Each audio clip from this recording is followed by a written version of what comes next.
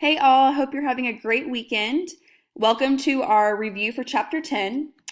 I'm sorry to spoil your long weekend and probably your relaxation, but I do want you guys to be prepared for the test on Tuesday and Wednesday. So before we get started, I want you guys to get out your notebook and open up to chapter 10 notes. What we're going to do is just kind of go over some important concepts that we learned in chapter 10, and I want to further explain them and help you understand them better.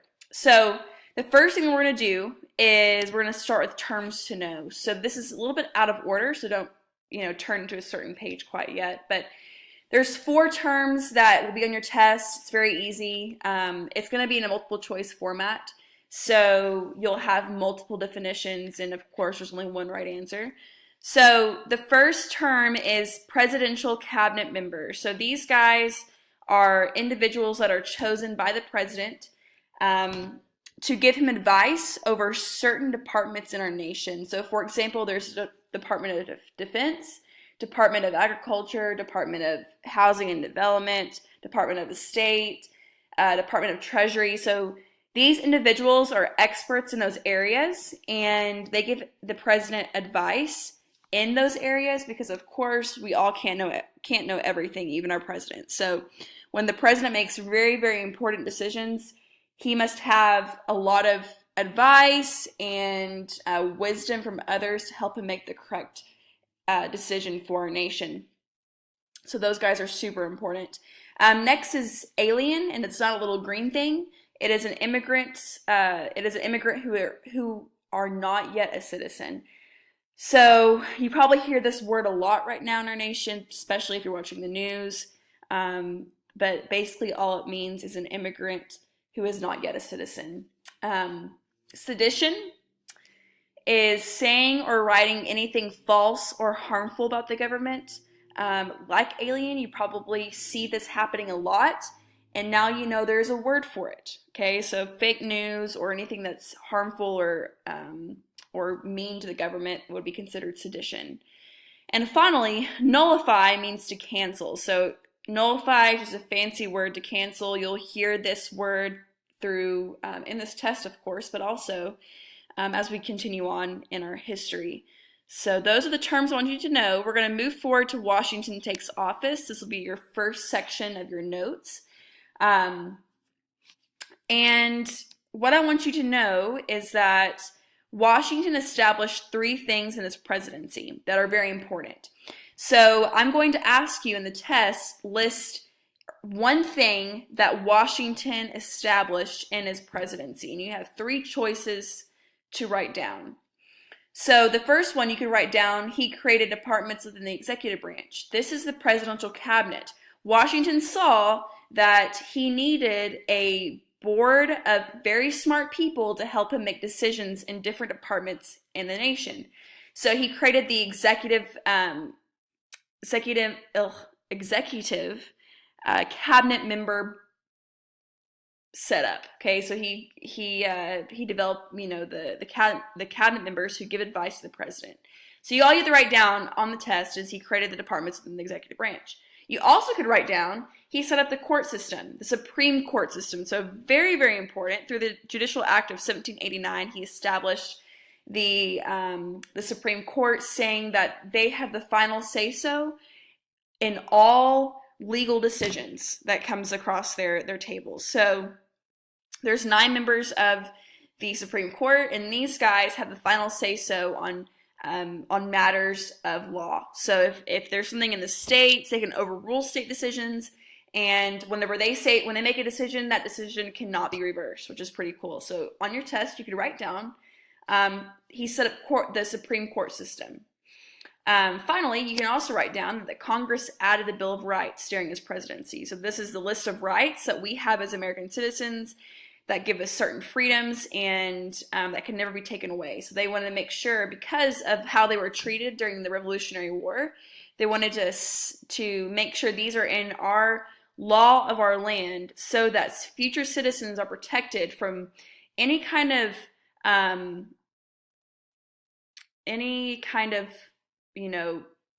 freedoms that can be taken away from the government. They want to make sure that all citizens remain free and have certain rights that can't be imposed by the government, no matter what, which protects you and I from a lot of things. So I'm very grateful for the Bill of Rights. So any of those three you can write down. And he also, if you want to write on this too as well, he set the standard for how long a president will serve. He did this by his actions, not by law. So after he finished up his second term, he said, "I was done. I'm good. I'm going to go home to Mount Vernon. I don't want to be president again." So after that, presidents naturally just served 2 terms, and no other president was ever reelected after 2 terms, just naturally. But it wasn't until FDR, Franklin Delano Roosevelt, he was our president for 4 terms. He died in his 4th, so he only completed 3 terms and a part of a 4th term. And after that, they put in one of the amendments to the Constitution that a president can only serve 2 terms. So it won't make like we got to have a rotation of power to make, our nation free from, certain, reigns of presidents. Okay, moving on. So we're going to look at Washington's squad, his cabinet. So in highlighted yellow, it gives you another definition for the cabinet members, and it's cabinet members give advice to the president. So again, you can kind of see this word in a different definition, besides the one under terms to know in a few slides before this one. So for the test, I want you to know that Washington was president. Thomas Jefferson was Secretary of State. The Secretary of State, what they do is they handle foreign relations. So they are in charge of all the diplomats around the world. It's a very big job. And they take care of foreign disputes or foreign issues. The Secretary of Treasury was Alexander Hamilton, very important too as well. And then the Vice President was John Adams. So make sure that you know John Adams was Vice President. The Secretary of State was Thomas Jefferson, and the Secretary of the Treasury, the money man, is Alexander Hamilton. And that's what you need to know. Other than that, don't worry about Henry Knox or Edmund Randolph. Okay, moving on. So one of the first problems the new U.S. faced, or the U.S. in the early years after its conception faced, was war debt, okay? Right, so they won the Revolutionary War, but war comes at a price. Wars are very, very expensive. Soldiers are expensive. Think about the ammunition, the outfits, you gotta pay the high-ranking leaders. I mean, wars cost a lot of money. That's one of the reasons why a lot of Americans are against war, because the taxpayers end up paying for it. So that was a little bit of a squirrel. Sorry about that, but their first problem was war debt, and Hamilton, being Secretary of the Treasury, he had a solution, and so he came up with 3 ideas: taxing whiskey, establishing a protective tariff, and creating a national bank. And so he came up with these 3 ideas, and on the test, I'm going to ask you to list and explain one of these. One of his ideas. So, for example, I think the easiest one to do would be taxing whiskey. And what I'm going to do is ask you what his idea was, a description of that idea, and a description of the result of that idea. So in your notes, you'll have an extra little bar that is underneath this box. Okay, so an extra box down here, and on the side it says effect. And so it's going to have Hamilton's idea, dash, you can write down taxing whiskey. He thought that Western farmers could help pay off the debt by taxing their whiskey. And then below that, I will have something like effect or result, dash. And you'll write down the effect or result of his idea. And the result of the whiskey tax was that farmers rebelled to the point where Washington actually had to send a group of soldiers down there to crush the rebellion that was going on. Imagine, you see those movies and they have, angry people with pitchforks and torches, and they're like marching around mad and like burning down their entire town. That's what it was like. And so Washington actually sent a group of people down there and his troops to crush the rebellion and kind of restore order. And of course, his plans failed, or Hamilton's plans failed. So, but you're welcome to choose one of those three ideas, explain them, and then explain the result of it. Also know that Washington, he had in his farewell address, he warned America of three things: stay out of debt, don't form political parties, and stay neutral. We have not listened to any of that advice, obviously.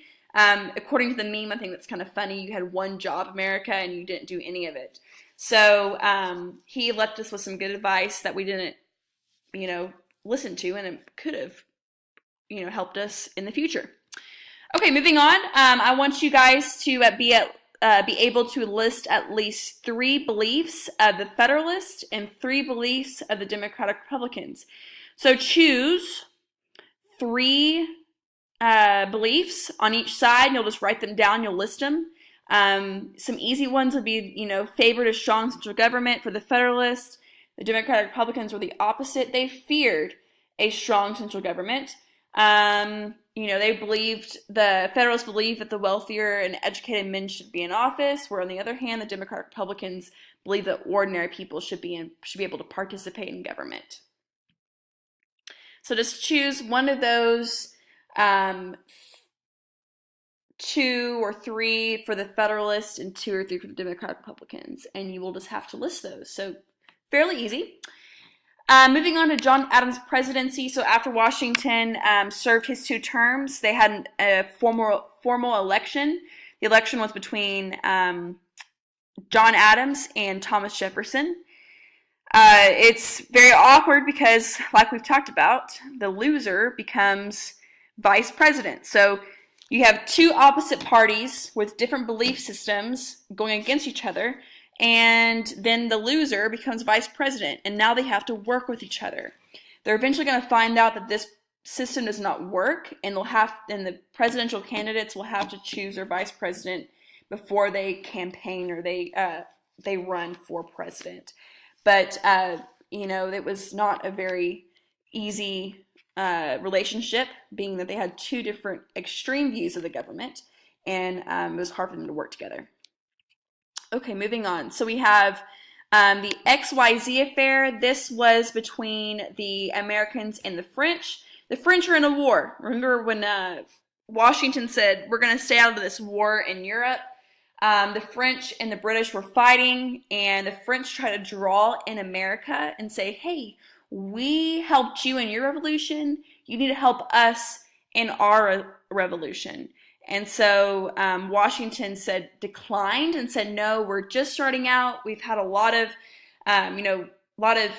turbulence in getting our nation pulled together, and we just got it settled, and we don't have the money for it, so no, we cannot help you. And this made the French mad. They felt betrayed by the Americans. And so they began burning ships that were on their way to Britain to sell American goods. So with this, after we won our independence, we still traded with Britain because they bought our stuff. We made money through them. So naturally, we kept a business relationship with Britain. The French didn't like that. They said, wait, so we're going to help you, win a war, and then you won't help us, and you're still going to trade with the British. This is just beyond me. So they were angry and started seizing ships.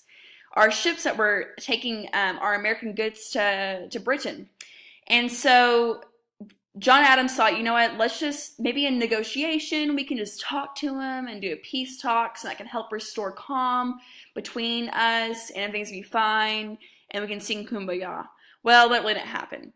So the French told the American diplomats that if they wanted the seizing to be stopped, it would cost them $10 million. They said, either you give us $10 million and $250,000 for our minister, or we're going to keep seizing your ships. So there's your options. And the Americans went back at them and said, we ain't going to give you a penny. Nothing. You're going to come over here and threaten us to give you money, or we're going to keep seizing our ships. Well, that might mean war. We don't care. We're not going to cave to you.